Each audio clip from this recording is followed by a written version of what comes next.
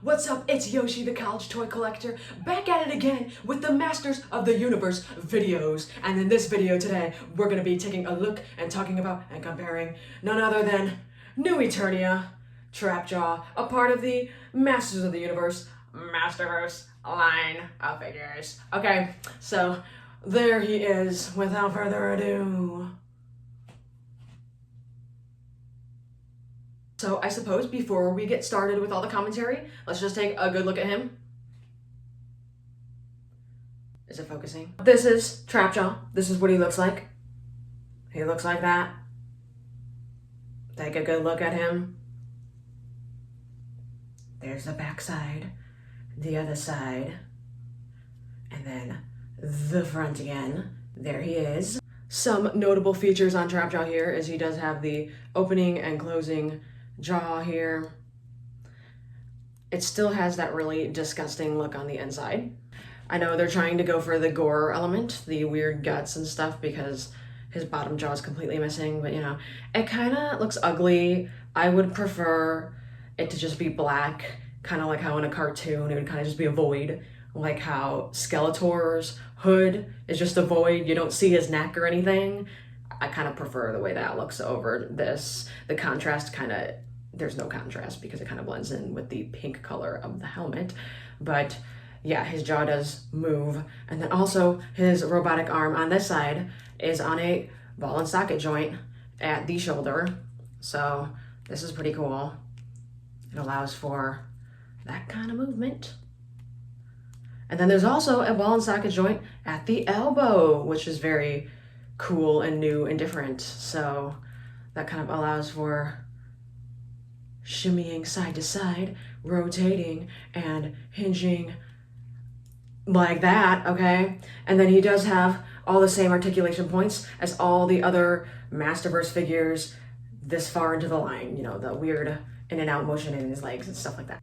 That's the notable features on Trapjaw here. So the ones that I guess make them him slightly different. Things I really like about Trapjaw here. His proportions, they look really good. That was the biggest complaint I had about the first Masterverse Trapjaw, was he was all leg. This here is the Masters of the Universe Revelation Trapjaw, and just, it's a lot of leg. This guy seems way more proportional. If we take a look at that, you can see where the hip starts on both figures. You can see that. Hold on, if I move the arms out of the way. Let me move the arms out of the way.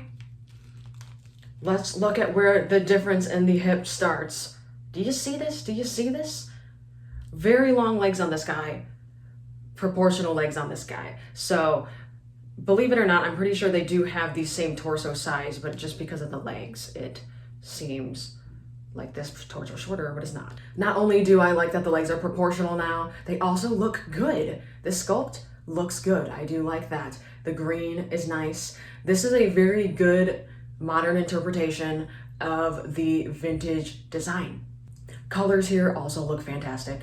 They mesh really well with each other. This blue is okay. I don't mind it, but I do prefer the blue on this guy, actually. This deeper, more normal looking blue, I guess. This is more of a purplish dark blue.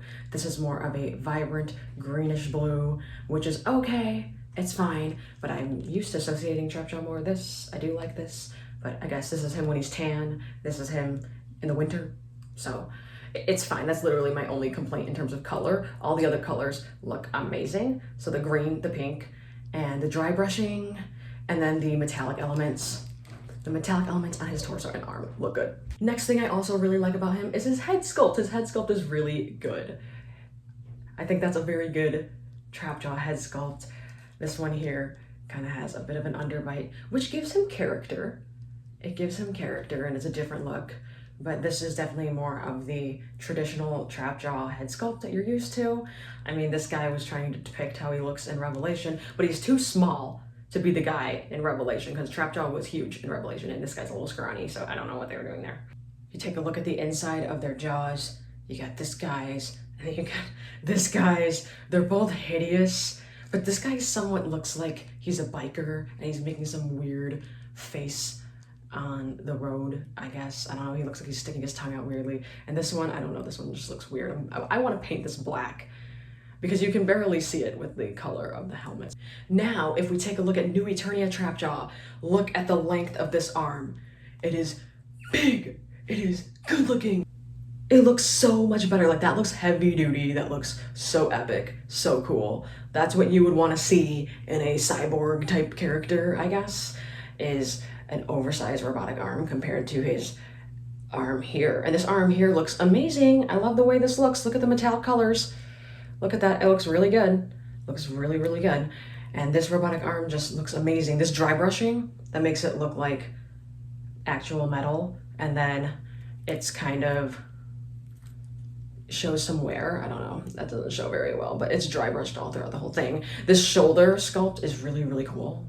This here is cool. It's basically a recreation of the vintage arm, but cooler looking and with modern sculpt and posability. So that looks amazing. This looks amazing. This looks amazing. Look at when he puts his arm all the way down, it goes past his knee.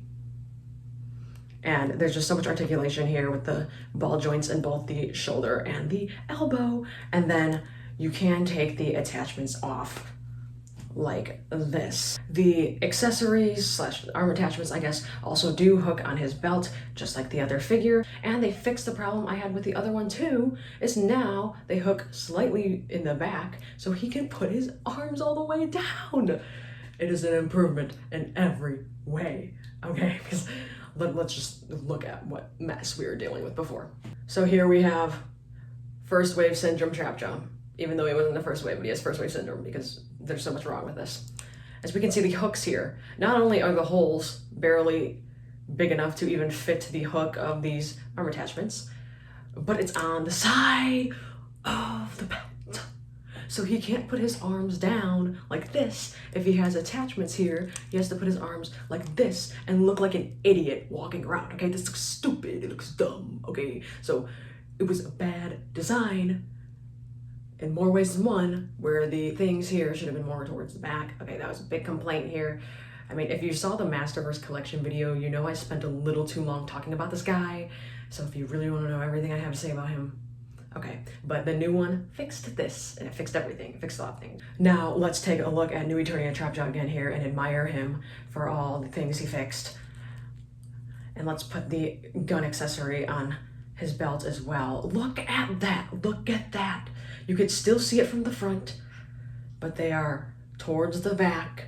He can look serious now and not stupid because he can actually put his arms all the way down to his side. Genius! Genius!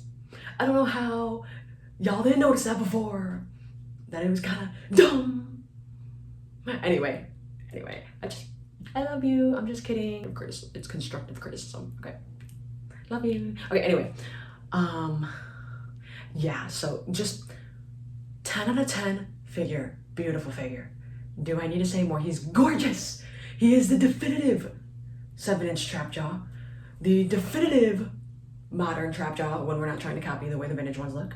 This new Eternia Trapjaw figure is by far an improvement in every way from this Trapjaw figure, other than the blue, which is a very small complaint. But I do think the biggest improvement with Trapjaw here is this right arm. Because what is this one?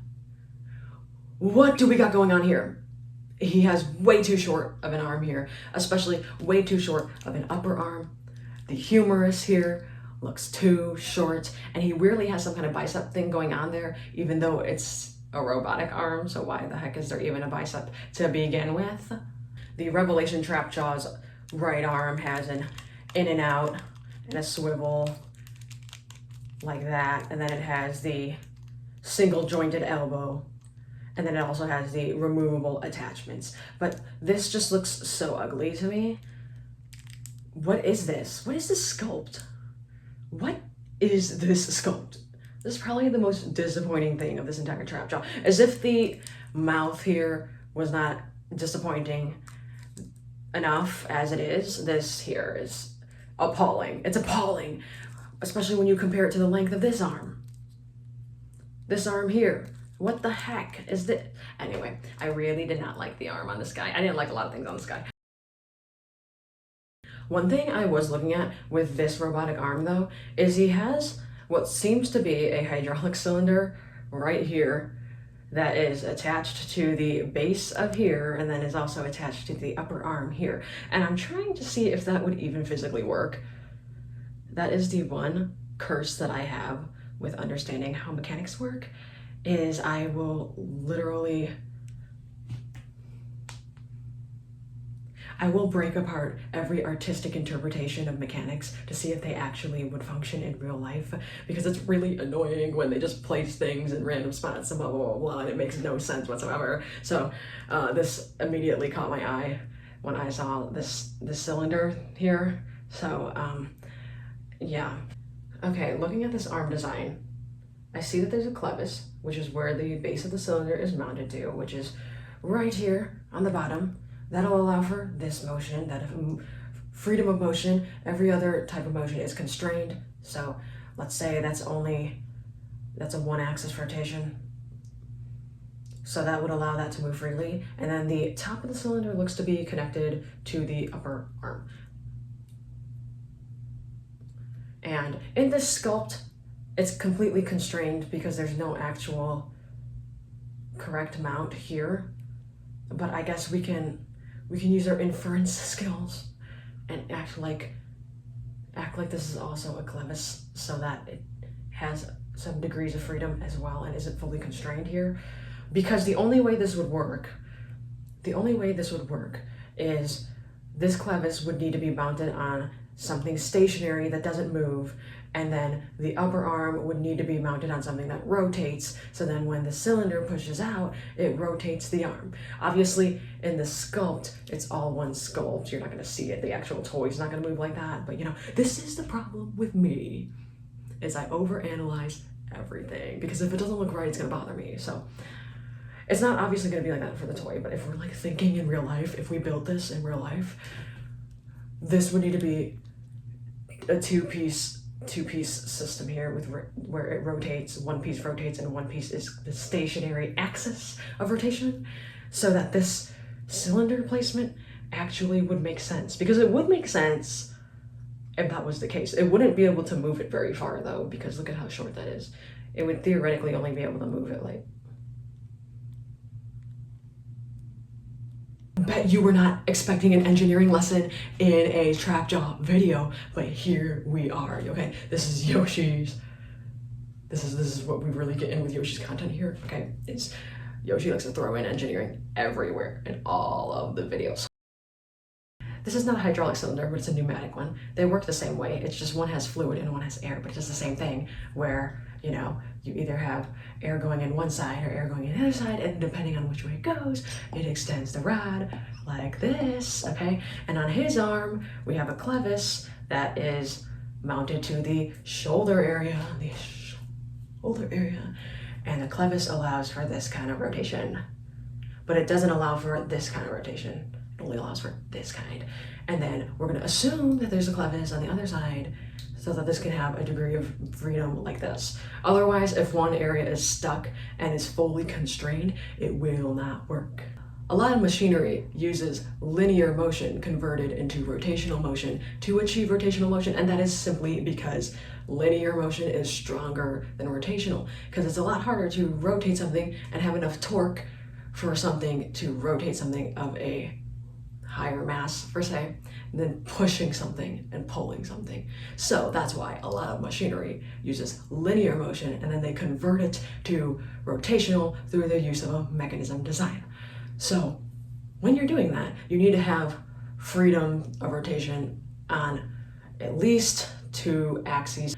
In Trapjaw's case, he's got a clevis on the upper arm, the upper shoulder, and then he has a clevis on the, we're saying he does, it's not sculpted, we're saying he does, on the upper arm. So it will allow for this kind of movement if we imagine this is his shoulder, and this is mounted to his arm. This one would be too long though. His is like really short, but that would push it. That would push the arm.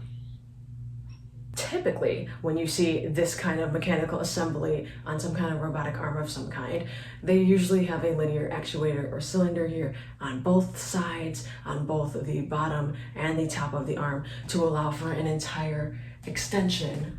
So if I'm doing it, you would need one to pull this up and then one to pull down. Depending on how strong you want it to be, they typically do the two, where they have one up here, one here. So then it's like maximum strength, because it's not just one, okay? Welcome to the literal reason why you come to my channel, for the most different and obscure content that no other toy reviewer is possibly doing, but hey, that makes it fun. So I, no joke, gave you a visual representation of what I was talking about, because it's very interesting. At least the good news is this could potentially work, so it doesn't bother me as much as if it was completely an awful design and wouldn't at all. This is what he currently has. This is kind of what I drew. Single actuator. There needs to be some kind of axis of rotation between where the upper arm here's the upper arm, sorry about that, and then this where it rotates. Imagine that's a disc that rotates, and then this needs to be on the stationary part. Something needs to be stationary. One thing needs to be stationary, otherwise nothing's gonna rotate. Looks like the arm goes up when this rod extends, the arm goes down when the rod retracts. There's very limited movement. I mean, from this one, there's an incredibly limited amount of movement because that's really small. This is how most robotic arms are designed, typically. Not usually with this kind of, I don't know, this cylindrical shape here that he has, but I did it for the sake of him having the shape. They typically don't, just because it's unnecessary. If you do the double actuator system, this allows for double the strength, which is why they do it. So basically one will always be going out and one will always be going in, depending on where it's at. So if you want to go counterclockwise, or having the arm go this way, that is how it'll look. The rod will go out here, the rod will go in there. Neutral position, they're both just like in, for example. And then clockwise is the opposite. So I thought that would be a little interesting, a fun little, engineering thing in the video for Trapjaw here. Now, there isn't any at the elbow, which you would need. So it would be kind of strange if you had hydraulic power in just the shoulder and then you don't have it in the elbow. Usually you just choose one. So if this is alluding to the fact that he uses a motor in the elbow and not in the shoulder, it's just a little weird, but that is me being extra picky for absolutely no reason. Artists who don't understand mechanics, like, please talk to the people who do, because there are people in the office that do, and I know that because I am in the office. Because while this doesn't drive probably 80% of people nuts, it drives the 20% of people who all they see every day when they walk around is free body diagrams and force vectors acting on everything. So, it's a blessing and a curse. Before I go, I do have to say a special thanks to my partner for giving me new Eternia Trapjaw, for completing my Calculus 3 class. Okay, thank you, love you. And he actually found him at Walmart, which is insane, insane. Finding non-motu in the wild has always been insane, but nowadays it's even more insane. So, thank you, and 10 out of 10 figure, love it so much, good job, beautiful Trapjaw, that's all I have to say. Okay, bye.